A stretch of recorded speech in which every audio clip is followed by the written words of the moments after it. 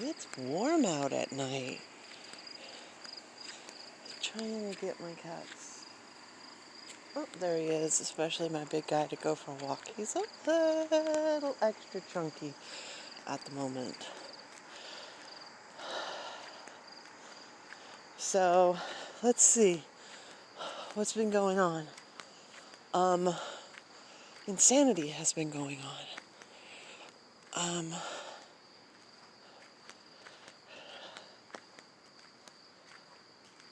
First of all, I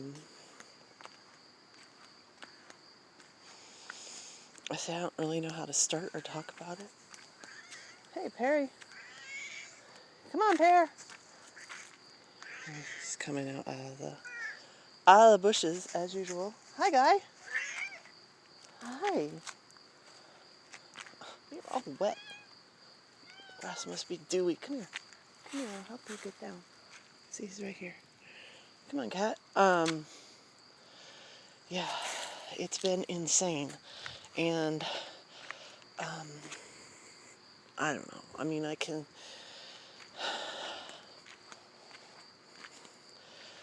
tell stories and make myself sound great and blah blah blah, and I'm not going to. Oh, there's another. Is that a cat or a fox or something down there? I think it's a fox because it's really being strange. It looks like it's on the prowl. That's a fox down there. Anyway, so last time I made the video, I said, yeah. Oh, there's Perry. I'm going to cut my kid out. Cut the strings. Look at him being silly. And then every city in the country started rioting and looting and, throwing fireworks at police and stuff like that. I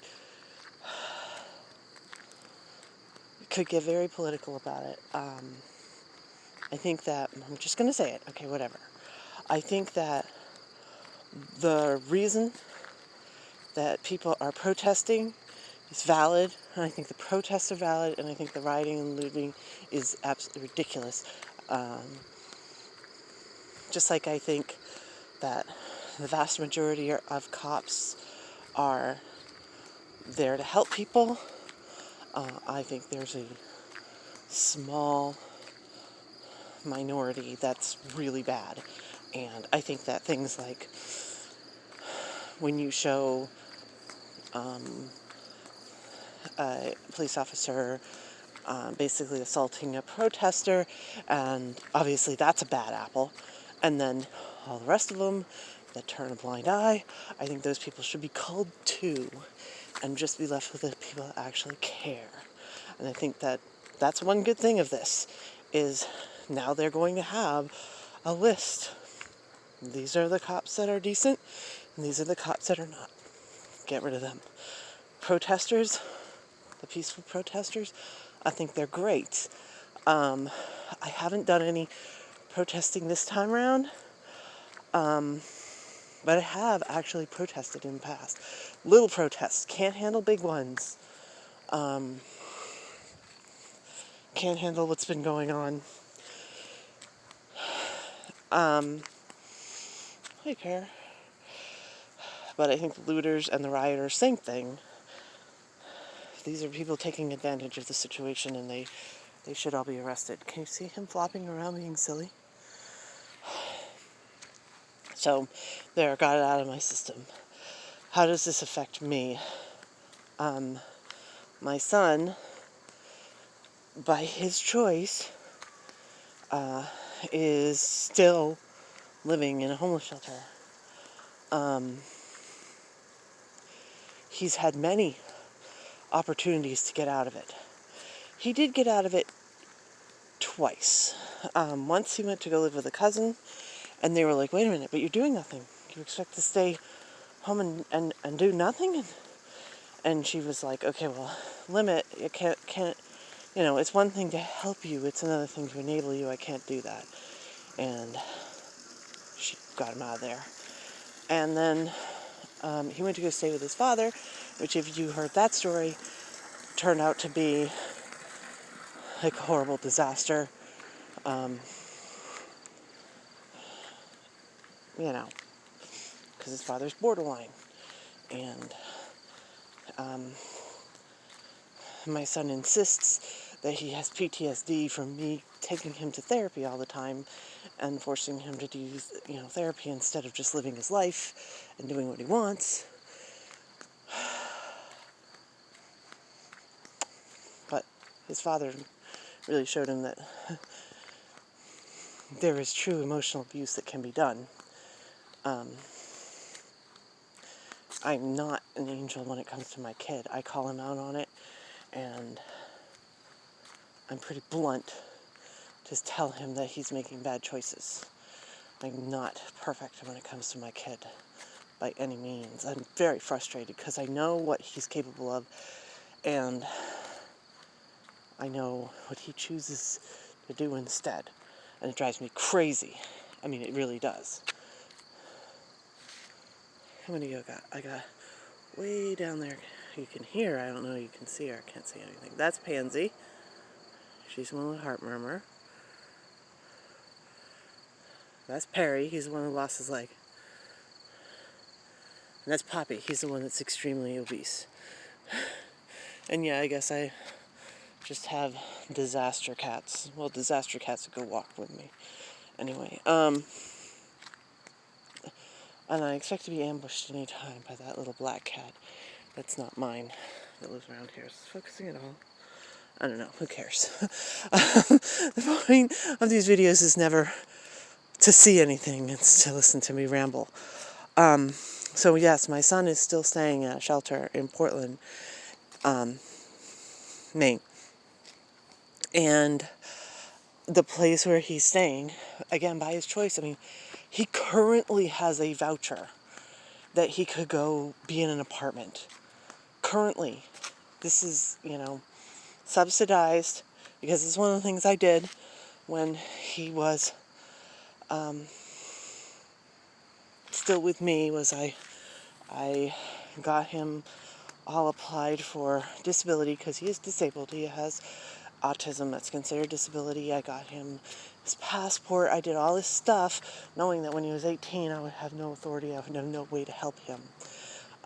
So he is eligible for disabled housing, and he currently has a voucher to get a subsidized apartment right now, and he's currently choosing to continue to live in the shelter.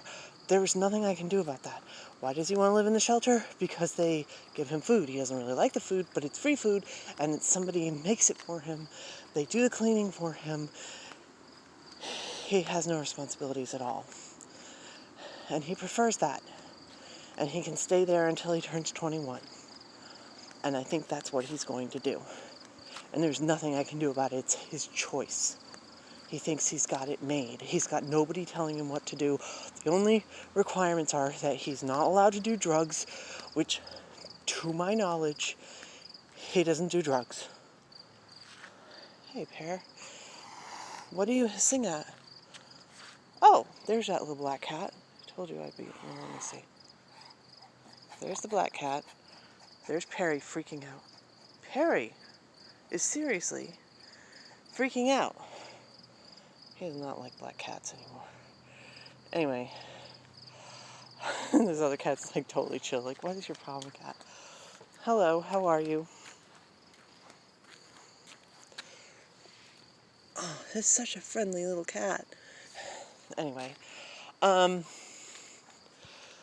so he is at the shelter, and they're having these protests go on, and they're shouting and they're yelling, and apparently once they get broken up, again, there are the protesters, and then there are the looters, rioters, anarchists, who are like, cool, this is a good time, let's go have an excuse to hang with these people and cause hell.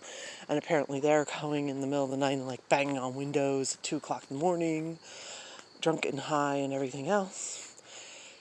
And including the place where he's staying, and it's freaking him out. And he calls me up and freaks out about it. And I keep falling into the same trap, which is, oh, my poor son, I feel so bad for you. I feel so bad for anybody. It's just so gross, but it's true. It's kind of like how I interact with my father. My father has Alzheimer's, and I feel terrible for him for having Alzheimer's. And it's not that I forgive him at all for the abuse that he's heaped on me, but I feel bad for him because I'm a human being, and his human condition is terrible. The same with my mother. My mother was horrible to me right up to the very end. And, criticizing, demanding that I basically act as her slave right up to the end. And I still felt absolutely terrible for her human condition because she was very ill. And it's the same for my kid. So he calls me up and he's like, oh my God, there's this insanity happening and I feel so bad for him as a human being. And listen to him and let him dump this massive stress on me. And then it takes about 30 seconds for him to turn and be like this hateful, demonic thing that's just growly and abusive and hateful in every way. And so I'll call him up and I'll be like, are you all right? I mean, you were freaking out before. And he's like, well, you have 5 seconds to give me a good reason to talk to me. Like, are you kidding? And it's just abuse. And, he feels much better having discharged that negative energy. And for the most part, I am not going along with that.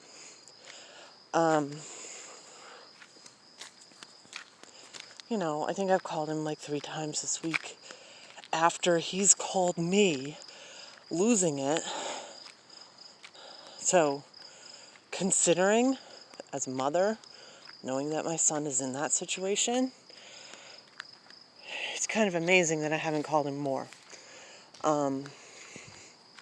So I'm easing into this disconnect because that's hard. I mean, for 18 years, 19 years, if you count while I was pregnant, my one and only focus was keeping him going.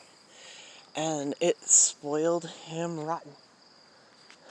My little fat cat is not coming with me. That's a shame. He's going to get fatter and fatter and fatter. Oh well. Anyway. So I'm taking far less abuse. I am being affected by it far less. But it's not ideal. And then there's like this huge part of me that just wishes, like my father is really truly less obnoxious because he's, lost his mind, so he's forgotten to be hateful. And I really wish that my kid would go back to the way he was before he got on the internet and found out that he could be an absolute bastard and people think that's funny. And before he started getting sympathy by telling tales about me, which, hey, I'm telling tales about my kid, so I guess I'm a hypocrite. I don't know. Here comes Perry, running on his 3 legs to come see me, so I guess I'm coming back now. Short walk. Which is probably a good thing, because then there's the other little issue that happened. You go through all the lists of all the things that can possibly happen to somebody in a year or two, and what's the thing that I kept saying? Well, my car isn't blown up, right? Yeah. I spent a crazy amount of money on my car, too, as far as I'm concerned. See, I keep, like, these beater cars, and I don't spend money on them. So I got it inspected, all good, and then I had this massive drama because the air conditioner died in it, and there's my big guy. I don't know what Perry is doing over there. He's not supposed to be on neighbor's yard. Anyway, so I got my car inspected, and then I got the air conditioner. Oh, that was crazy. Air conditioner. This is what happened with it. I knew it was blowing, so the fan was good. I had them check the pressure. The pressure was good. And then my regular mechanic was like, yeah, that's as far as I can go. It's just not my specialty. So I found this other place. Found it in retrospect, the place I went, everybody was like, yeah, no, I've heard terrible things about these people. It took them an hour and a half for them to say, oh, no, it's actually nothing mechanical, it's electrical. And they're like, well, we can tell you exactly what it is. It'll take another hour. Okay. Yeah, they're charging like, I don't know, $100 an hour or something on labor. $89 an hour. Okay. I know what it is. Okay, it's a relay. Okay, well, thank God it was a relay as opposed to a break in the line, because at this rate that they're going and how they're charging me, holy crap, right? Here comes Perry running again. Yeah. So they ordered the part, everything's good. They ordered the wrong part. And they're like, okay, well, we got to order a new one. It'll come in next week. It took them 7 hours. Take my car apart, find out what the problem is, order the wrong part, try to put it in and put it back together. And then the next week, they had another hour, and they're like, yeah, well, we'll have it all day. I'm like, no, you won't. Excuse me, you know what's going on. You're going to get this done, right? I was like a total bitch. I was like, they're like, you're here a day early. I'm like, no. You told me Monday, and then you switched it to Tuesday, and then you called and switched it back to Monday. So you know what the problem is. You have the part. It's going to take not very much time, right? So it only took them another hour on the second day to fix the air conditioning. Great. It cost me $650 to fix the air conditioning. Great. Which, I used for an hour. And then, I live in Maine, and we have tourists, and tourists drive like tourists. And I was going to a store, and I knew the address. So I was looking over to, they drive. It was driving well under the speed limit. And, the cars were a little close, but again, under the speed limit. And I looked over to check the address of the place I was going, and then looked back, and the car in front of me had stopped dead. And I slammed on my brakes and hit them. And their car was an SUV. My car was not. My car is low. So I hit them, and apparently I knocked out their lights, their brake lights. But my car did what it's supposed to do, and so it totally crumpled. And, like the sides were the wheel well and all that, not a problem at all. But the hood completely crumpled, airbags off. So I think my car is totaled. I'm pretty bruised up. The other person had no injuries at all, walked away, drove away. She's totally fine. I have some pretty serious hematomas, which actually the police used to verify my story. They could tell from the bruises on my arms that, yes, indeed, I definitely had both hands on the wheel. And I wasn't fooling around with a phone or something like that. What is that? Oh, that's that black cat. Maybe it's mine. That's pretty far down. Was that where the cat was that we just saw? I don't know. That could be that black cat. Here's my Poppy. I wonder where my Perry is. He keeps getting distracted and then running, which is kind of sad to see. And there's another one of my cats, because they have white feet. My cat have My cats that are black have white feet. Except Hicks. She's all black, but she's tiny. Oh, there's Perry. So 1, 2, 3. So here's the cats that came for the walk with me. Here. And there's that one. So yeah, I'm pretty stiff. I'm pretty bruised up. I have a really nasty hematoma on my leg. That is from hitting the steering wheel. Seatbelts and the airbags, they really work. It could have been bad. I could have broken quite a few things. I'm really bruised up. And it's really stupid that happened. Then again, and I kept hearing, well, geez, something must be for the best that you're not in that car. And it was like a stupid waste of money. Because, of course, you get a beat or dumb car that's totally paid for. You don't get insurance for replacement because, please, the amount of money that I would have paid for replacement insurance compared to, okay, the car is total, to replace it would be $1,500, maybe. I mean, that's what I paid for it. I paid $16 to have it fixed this last month, but I paid $1,500 to buy it initially 2 years ago. And so if I had replacement insurance, it would be like $200 a month, and then I would get $1,500 for 2 years. So I would be losing money. So give me a break. So I have money to pay for it, though, because I was supposed to go on a trip in the end of May, or the end of April into May.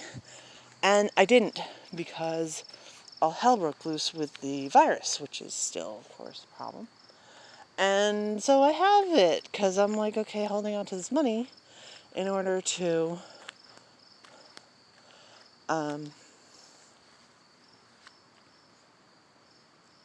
there he is, holding on to this money in order to take this trip, which I didn't have.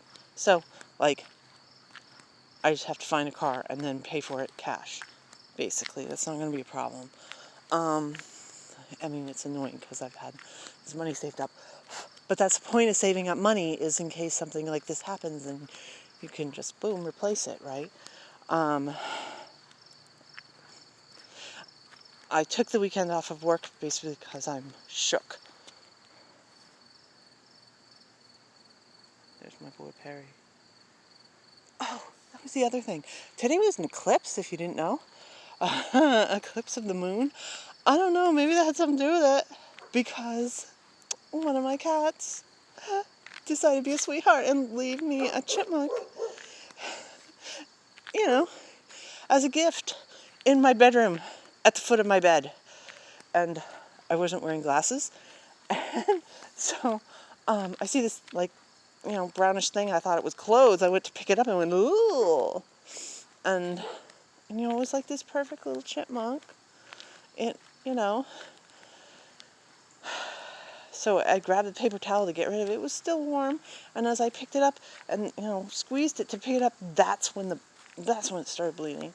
So it didn't bleed actually in my bedroom. But I'm like, look at this thing, and the blood is pumping out of it. I'm like, oh my God. So one of my cats likes me. Maybe it's her, maybe it's Pansy. I don't know. I doubt it was Perry, because Perry still catches chipmunks and still cracks her head open, eats their brain, and leaves everything out every time. It's gross. So, I mean, it could have been worse. I could have had a, truly gory a chipmunk, instead of one that was 99% intact, just dead in my house. So, yeah, that was my day, basically. Car accident. Dealing with my kid being absolutely hateful, but I mean, he clearly gets something out of it, and he feels much better releasing the stress on me. Yeah. So if this is what happens when eclipses happen, I freaking hate eclipse. Oh, here's car. Let me get Perry before he gets freaked out and squished. Oh, the car's going the other way. Okay. Come here, Perry. He's in the grass right there. Want me to carry you? You were running a lot. He was absolutely, like, hissing and... You saw him huffing and puffing when he saw the other cat. See, I can still bend down. Oh. Oh. There you go, cat. Oh. That's one of the reasons I took the walk tonight, though. It's because I am stiff and I am feeling this. And that's fine. You know, like I said, the other person wasn't hurt at all. There's one of my cats. There's one of my cats. Where's Poppy? That was not Poppy in there. Is it? Yeah, I can't tell. It's black and it's tan stripe. I have two cats like that. One of them's really fat. One of them likes camouflage. Oh, that is Poppy.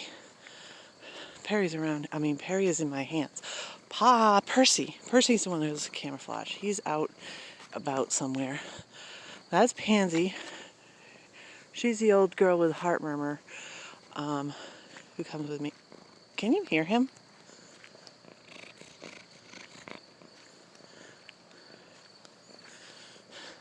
Perry likes me. He's purring. But yeah. So this is my life. So I guess if it can happen, it'll happen. I need to stop thinking that because, like, what's the only thing that hasn't happened? I haven't had my house burned down. Shut the fuck up, right? Stop talking about stuff like this. Stop thinking, well, at least this hasn't happened, because every time I think it, it happens. This is life. This is my drama life. I would so much rather be going on another vacation somewhere, pick a place off the map, and then have this kind of thing happen. So, pretty much fine. Nothing broken. Nothing lacerated. No organs need to be removed from my body. Just bruised and painful. And, good excuse to take the weekend off. Oh, there's the moon.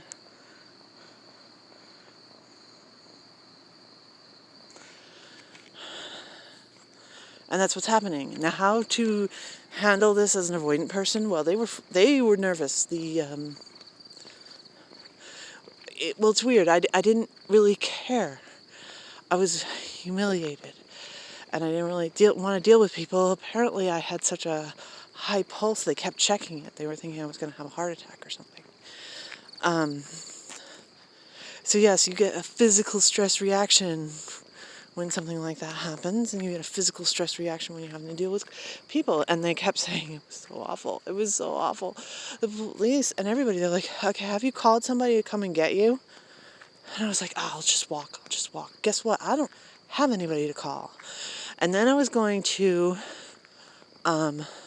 get an Uber, obviously, except I was out in the sticks.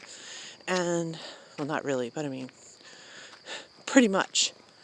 You know, I was in a very residential sort of area. There's a road that basically goes, you know, the saying in Maine is you can't get there from here. Well, I was trying to get there from here. And so they have like these relatively super busy roads, you know, that everybody drives down, especially when it's a Friday night on a summer night. It's just insanely busy. Come here, Perry, get that. And I was going up one of those, but I don't know anybody, and I was too far out to have taxi or Uber service, so I was just like, I'm gonna walk. And they're like looking at me weird. I'm like, I'm just gonna walk. Oh, so embarrassing. But that's over. And now it's the weekend and I don't have to work because I had a car accident, so that's a good reason.